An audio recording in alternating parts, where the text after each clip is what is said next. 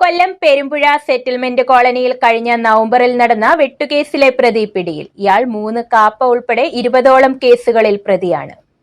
കൊല്ലം കിളികൊല്ലൂർ ഉരുമാനഗർ 170 നിഷാദ് മൻസിലിൽ നിയാസാണ് പിടിയിലായത്.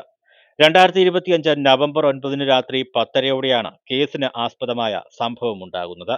പെരുമ്പുഴ സെറ്റിൽമെന്റ് കോളനിയിൽ മറ്റൊരു വിഷയവുമായി ബന്ധപ്പെട്ട് ജിബിൻ എന്ന യുവാവിനെ അന്വേഷിച്ച് എത്തിയ പ്രതികൾ വീട് കാണിച്ചു കൊടുക്കുവാൻ അഭിജിത്ത് എന്ന സുഹൃത്തിനെ ബലമായി ഓട്ടോയിൽ പിടിച്ചു കയറ്റി ജിബിന്റെ വീട് നോക്കി പോകുന്ന വഴി തങ്ങളുടെ ഓട്ടോയും ബൈക്കുകളും തടഞ്ഞു എന്ന കാരണത്തിൽ അനു, ജോൺ, ഗോപകുമാർ എന്നിവരെ കൈക്കും കാലിനും നെഞ്ചത്തും ഗുരുതരമായി വെട്ടിപ്പരിക്കേൽപ്പിക്കുകയായിരുന്നു.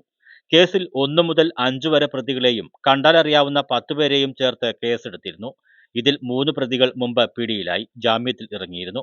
5 പ്രതികളിൽ ഒരാളായ നിയാസിനെയാണ് ഇപ്പോൾ പിടികൂടിയത്. ഇയാൾ 3 കാപ്പ ഉൾപ്പെടെ 20ഓളം കേസുകളിൽ പ്രതിയാണ്.